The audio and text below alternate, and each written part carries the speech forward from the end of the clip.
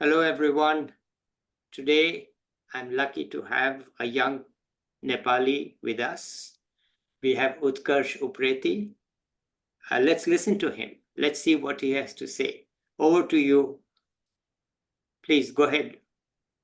Thank you, Subodhji, and namaste to all listeners.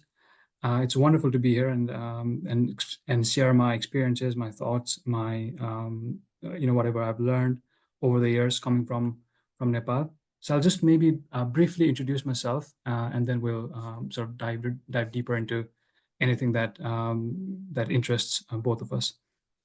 So I was born in eastern part of Nepal, in a city, in a town called, in a beautiful hill station called Ilam, which is literally the border district. We border states, West Bengal in India, and also states like Sikkim and others in that part of the country of India. So I was born there, and my family's from there. And I went to school there. So early part of my schooling I did in Ilam itself. But then when I was in my second grade, there was a civil war that was going on in Nepal at the time, the Maoist rebellion, which had begun a year earlier, a year before I was born, and it had started in the western part of the country. But by the time I had gotten to second grade, it started affecting basically throughout the country, and it came to my town as well. So when I was in my second grade, all the schools in my hometown got shut down. And because the Maoists were against private schooling and sort of private hospitals and all these things, so they closed the schools that they closed the school that I went to. So then I had to leave my family really early in my life to continue my education. So my parents were able enough to send me to Kathmandu, which is the capital of Nepal. So I continued my education there. A lot of students in Nepal, a lot of kids in Nepal, even my friends who were not financially sort of able, whose parents were not able to afford more expensive education, were not able to send their kids to other part of the country to continue their education, and they sort of fell behind. Now the schools ultimately did open, but in that age, when you can't go to school for a few months even, has a massive impact in learning outcomes. So, but I was fortunate enough to go to Kathmandu and go and attend an even better school. So I continued my education in Kathmandu after that. Then later on, a few years after that, I went to a boarding school. So I started living with basically people my age. That happened when I was in my sixth grade. So I went to a boarding school from sixth grade onwards, and then I did my my schooling there. I completed my high school there. I did A levels after 10th grade. And then after that, basically, I just followed whatever I saw people in that school do, which was basically after completing your A levels, you leave the country. So for better opportunities, for better education. So a lot of my seniors, a lot of my friends, they went to the US, and I sort of just followed them in a way. Obviously, I had my own sort of ideas about what I wanted to do with life and what I wanted to study and where I wanted to go and all that kind of stuff. So I went to the US for my undergraduate education. And when I was in the US, I was always good at technical subjects. So your sciences, your maths, computer sciences, and these kinds of these fields. So typically a person like me would go into engineering or sort of computer sort of sciences or software engineering, these kinds of fields. But then when I was in the US, you're away from your country, or I had always been away from my family, but now you're sort of distanced from even your country, people that you're comfortable with. And also you're taking courses that really push you, that challenge you academically. And so I continued studying. My first 2 years, I sort of pursued technical subjects because I didn't know what I interested in exactly. So I was still trying to figure out, but because I thought I wanted to do maths, and I thought I wanted to do sort of computer sciences because a lot of my friends did that. So I kind of just naturally um, was inclined to sort of just follow what I thought I was interested in. But then when I was living in the US, you're spending a lot of lonely hours in the library. You're spending a lot of time just by yourself. Obviously you have friends and you have some fun here and there, but then ultimately you'll have to make your own decisions, and you'll have to figure what you want to do with with your time there, and with your life, both in terms of academic life as well as the life beyond academics. So, being in the US, away from family, away from your country, really allowed me to spend a lot of time with myself and really discover what I wanted to do. It allowed me to sort of venture into the far stretches of my mind and see what I wanted to explore and what I wanted to pursue. Um, uh, you know, uh, Academically. And at that time, I sort of realized the disparities that exist in the world. Strictly economic disparities, things that were taken so for granted in the U.S. were not were not like almost available in my country. And so, sort of trying to understand that, trying to sort of look into these challenges, these more developmental sort of challenges, inspired me to pursue economics. So 2 years after studying maths and computer sciences and not having taken any economics course up until that sort of period, I decided to started studying economics. Now, to be fair, I'd already studied a lot of classical works. So when I was in high school, and then even at early, even in those first 2 years at college, I'd already studied classical work, but I'd not taken a single course formally. So I'd not done, principle of macroeconomics and microeconomics, but I'd read some Marx and some Adams and some Adam Mm-hmm. Smith and some Malthus and so on. But then at that time, I decided that, okay, I've been spending a lot of time and I'd also read a lot of like economic news through popular press, not like journals or anything, but just through popular press. I'd sort of spend a lot of time reading about these things and watching a lot of videos of economists and interviews and so on, trying to understand what the issues are. But then I didn't really know that I wanted to also pursue it more formally. I wasn't sure about that. So it took me some time to realize that, okay, this is what I want to do. I've already been studying maths, which is obviously very important, in economics, in understanding models and so on. So I decided that after 2 years, I decided that, okay, I'll pursue economics. But because it had already been a bit too late for me to do a full degree, I decided to major still in mathematics, but then I'd do a minor in economics with the ambition of the plan to study economics in graduate school. So upon completing my bachelor's degree, I decided to pursue graduate studies in economics. So I'd applied to a bunch of schools. Obviously, some worked out, some didn't. And then I landed up in Switzerland, where at the Geneva Graduate Institute, which had the kind of program that I was interested in, because I was always interested in policy side of work, and not just strictly theoretical aspect of economics. And so I felt like Graduate Institute just fit the mold perfectly for me. So I came here in 2020. I was supposed to come here in 2020, but because of pandemic, I could not come. So I did my first semester online, and then I came here in the middle of the second semester, which was 2021, so 3 years ago. And so I did my graduate school here, and then after that, I got an internship at the WTO, the World Trade Organization here in Geneva. So I've been working there for now almost a couple of years. Okay, where were you a student in the US? In the US, I studied in a little sort of public school called Ramapo College for the first 2 years in New Jersey.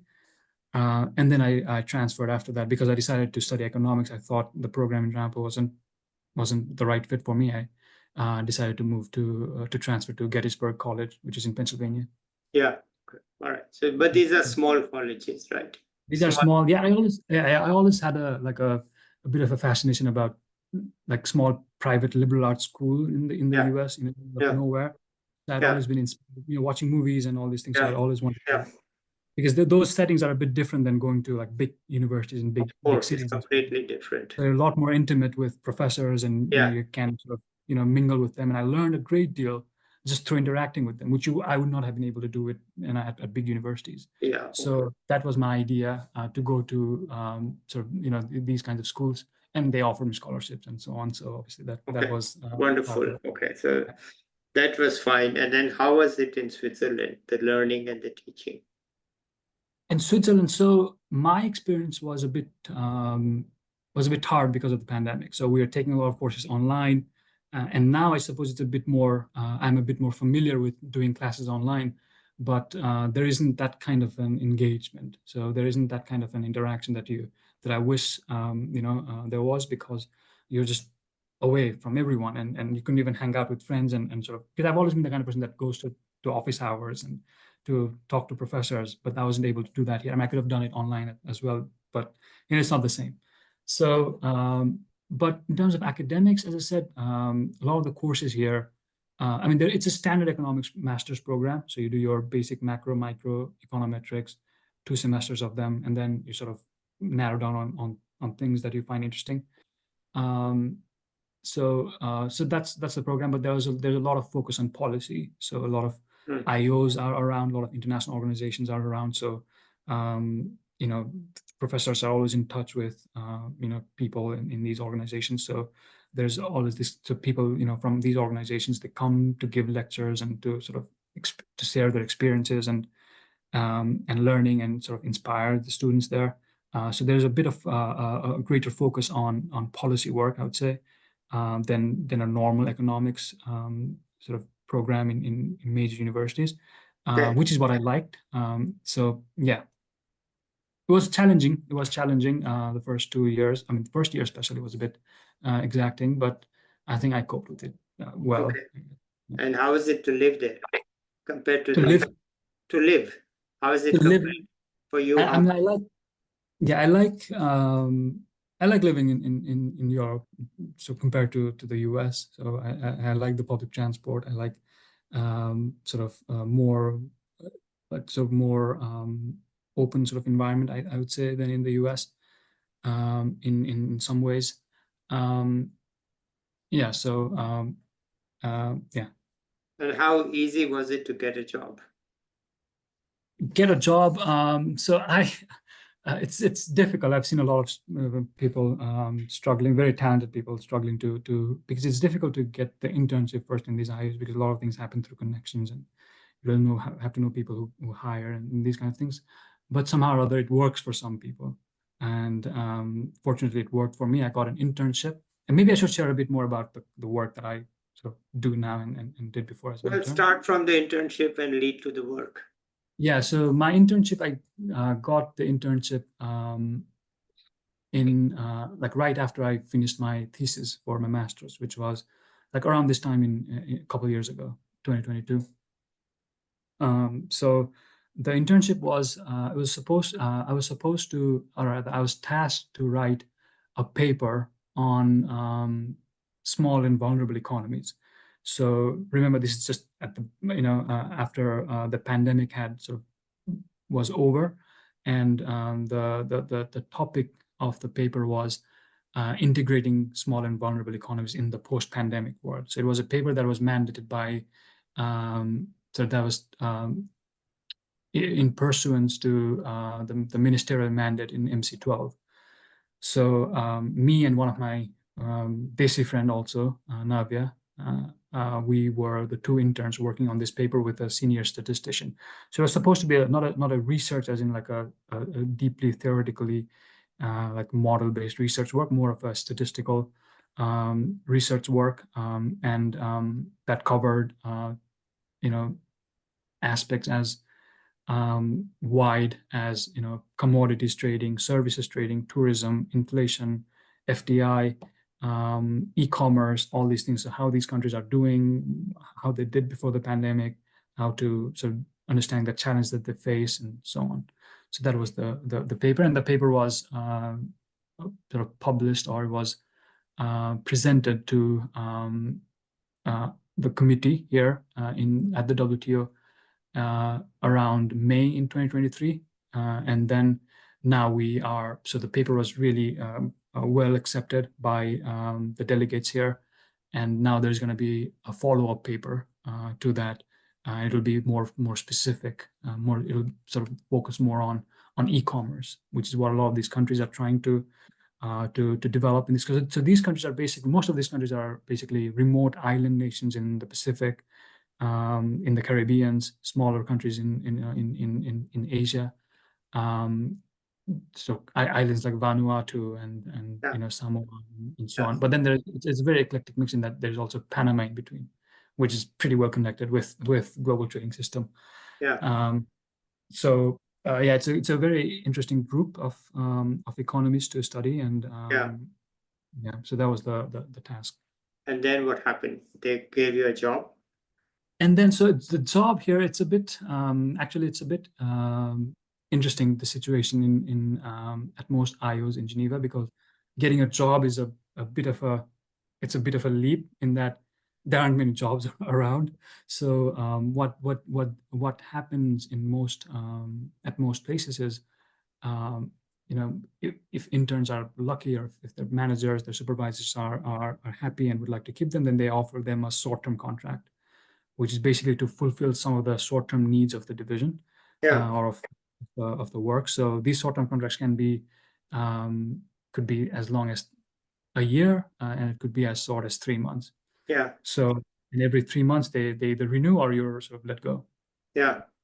I was able to get a short-term contract, not to work with my supervisor, but somebody that I had built connections with while I was interning, who needed some help, and I was able to get a short-term contract through my current supervisor. So, and then now, as you get more experience, you get to know more people. If there are positions opening in the secretariat at other IOs, you have that, because initially you have no experience, right? When I was an intern, I had literally 0 years of experience working. I'd only been studying, pretty much. I mean, I had some research work here and there, but those are just not something that you can really count upon. And then as you work, you meet people, you build some experience, build some skills, and then so you can leverage that to attain a more fixed-term position, which I'm trying to do, and a lot of people in my stage are trying to do, at the WT as well as in other places. All right. So how do you see your future? Okay. All right. I'm in my immediate future. I have an interview in the next 3 days, so I'm preparing for that. And if it works out, that's more proper sort of a contract. So after your short term, they give you a fixed term contract if you pass the interviews and so. So at the moment, I'm trying to prepare for that. I love working at the WTO. I love working at where I am currently. Some of the issues that we deal with, because now trade it's a major issue, especially with all the geopolitical contention or geopolitical environment as it is right now. It's a very important sort of. I mean, it has always been important, but it's now more in the news, and a lot of important things happen at the WTO. So I like working. I'd love to continue here. Initially, I was planning to pursue a PhD straight away. So when I came to Geneva, I was planning to complete a master's and then join a doctorate program, either at the same institute or maybe somewhere else.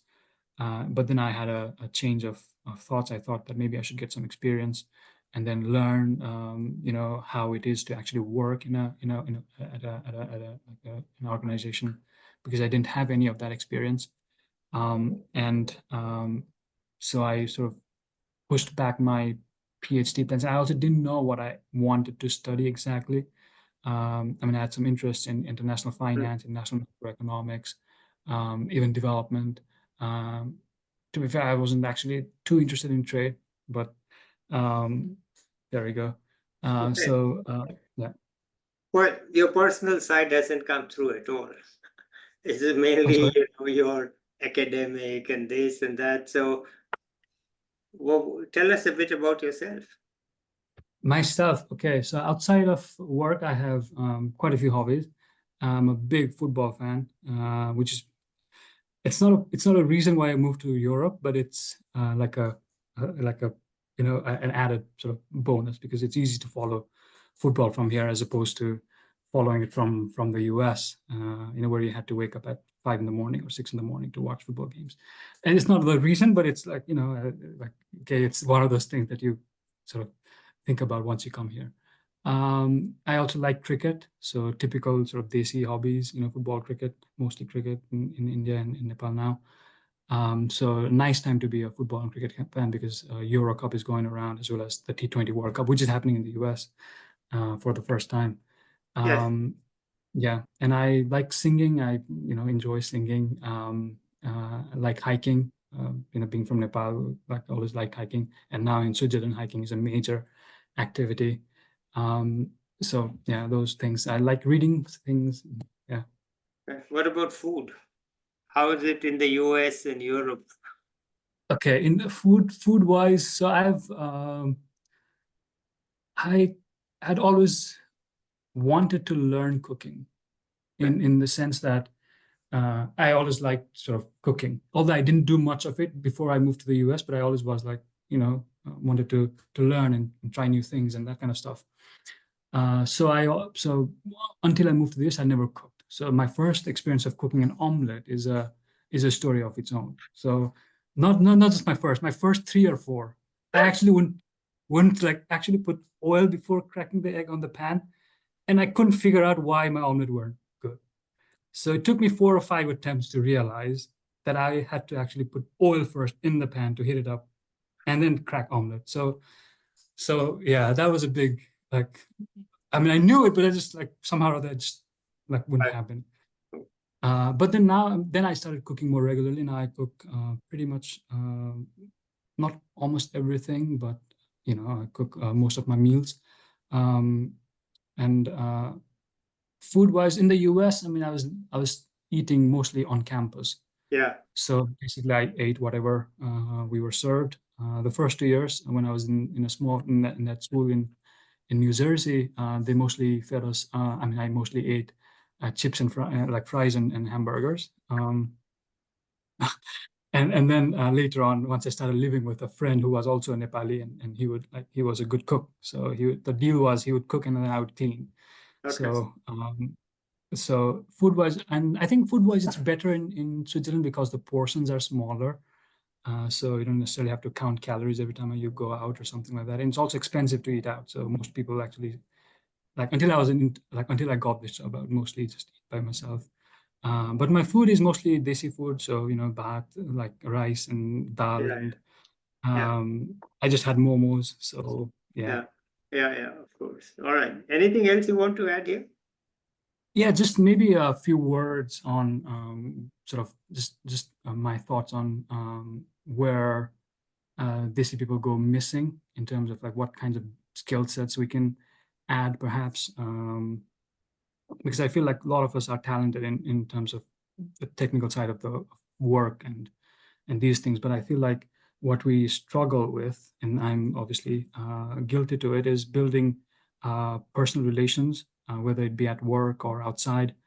And I think that's something that we should be sort of we should focus on more. I think building connections, building a group of people that you can learn from at the same time, sort of experience, sort of share your experiences, and adding new skills all the time. Not letting go of your hobbies just because you went to a new place or you started doing your work. I've seen a lot of people give up on their hobbies. They're fantastic guitarists or they're fantastic singers or something, dancers and so on. But then after a certain age, they stop doing that. And there's no reason why that should be the case, I feel like. And adding those things to your life just makes your life whole and complete. And